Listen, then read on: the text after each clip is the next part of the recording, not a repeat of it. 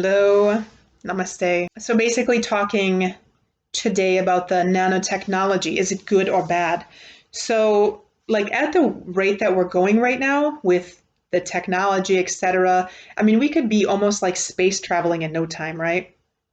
In fact, I'm convinced that some already are. These would be the people that are, part of secret societies or, global elite or, people that have ties to the military or they are part of the military. I'm the way I see it is, the Avengers is already like essentially happening, okay? Um, but apart from that, all of these secrets have not been exposed to us yet. And, maybe they will never be exposed. I don't know. There are some things that are bluntly stated that we as, you know, people of the earth, we have to do our own research to get the facts. So maybe some things we will know about, maybe some things we'll never know about. But we have to keep digging. We have to keep doing our research. We have to keep investigating these things. And nanotechnology is one of those things that we definitely have to keep investigating because moving forward in science and technology, it is kind of a scary field because we don't, us as the common people, we don't have the information. We don't have all the facts. We haven't done all the research to say if this is a safe thing. What are the reactions going to be if we start to use this technology, for example, in our hospitals? And, if we just think, okay, the good things that could come out of it, could there be good things? Well, there could be good things. For example, if we use nanotechnology for surgeries, for example, there could be a less rate of injury or death. If a doctor has to perform a surgery on somebody, there's a higher chance of doctor error or that something may not go right. And the person may get sicker or may have problems or may reject an organ, if it is like an organ transplant or something. So this is where something like technology could assist. There would obviously be less incisions. There would be less pain for the patient. And, it would be less invasive in general. There would be a faster healing time. There would be less like outpatient visits or less hospital stay. So these are all like a lot of really good positive things that could come out of it. And I think that, there would be doctors out there that would be interested to really truly help their patients as best as possible. And they would accept this kind of technology into their hospitals. But the thing that gets me is, would there be negative things that come out of it? And I think that there is definitely negative things that could come out of it. And one of those things is, we see our system, we see our world today, and it's based on lies and corruption. And unfortunately, these are the people that have this technology right now. These are the people that are introducing this to us. So the same people that are telling us lies, you can see blunt lies in the media. You can see blunt lies in our health organizations. And then you can also see people that just simply don't know. People that are just, they go to work, they do their job, and they just, they're living in ignorance, essentially. And some of them are just so programmed to the point that they would never even be able to ask this kind of question because they haven't been programmed. These could be the clones and androids actually among us. But, we have to look at, who has the technology. And this is why it would be a scary thing, because if the people that are corrupt have it, why would we think that they would be using it for any positive, means.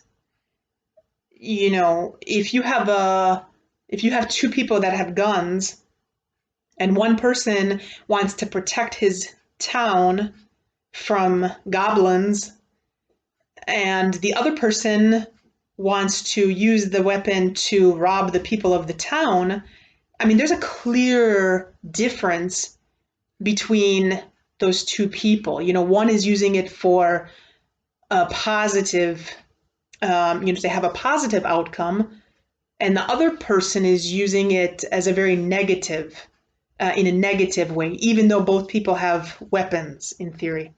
So it's not the weapons that are the problem, it's the people that are the problem. And the nanotechnology could be a really good thing. You know, nanobots could be a positive thing if it's being managed by the people that have positive intentions. But even then, we still have to check, you know, people that have positive intention may not have all the correct answers to know the outcome of that, of that technology or of that medicine. So if the corrupt people have it, if their plans are just simply to make a profit or to use the technology to control us, et cetera, we have to be leery of this. We have to be careful about this. In the discussion of the vaccines, for example, we talk about, there's a lot of talk that there's the nanobots in the vaccines. And, we have to continue to do our research to find out, what, how do we know that this would be compatible with us? Is this biocompatible with our cells? If these kind of things are injected into our bodies, how do we know what we've been injected with? How do we know if our cells are going to assimilate this? How do we know that we're not essentially modifying our DNA, with this technology?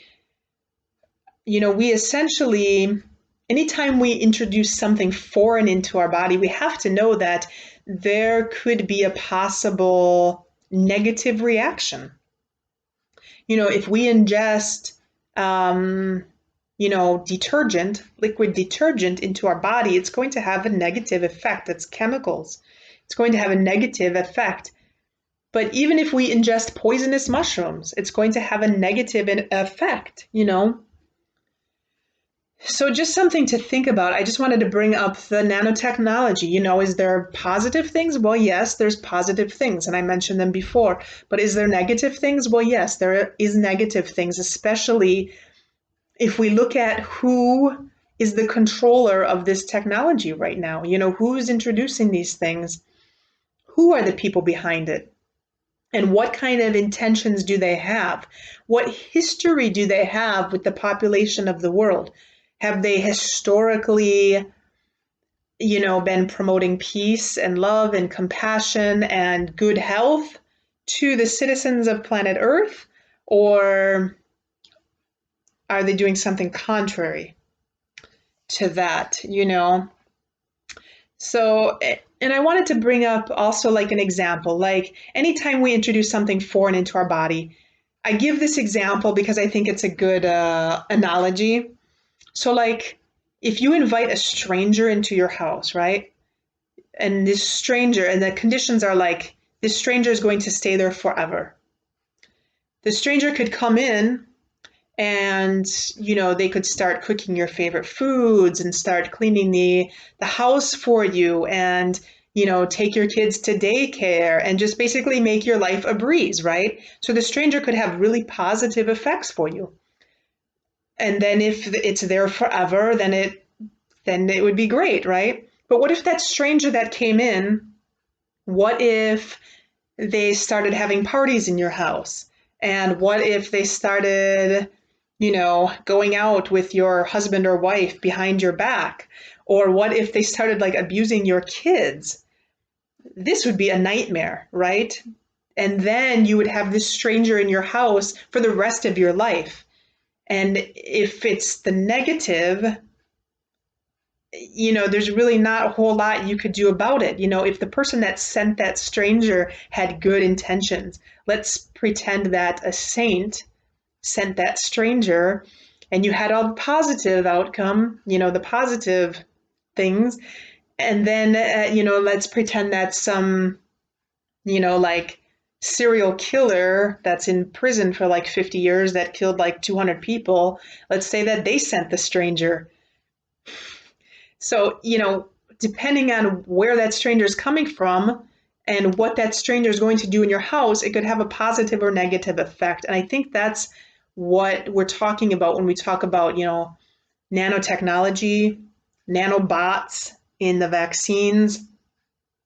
And I think it's just something to think about, And there was actually an article that I read that had mentioned, and I'll put this link below if I can find it again. I actually printed it out, but they want to use nanobots essentially.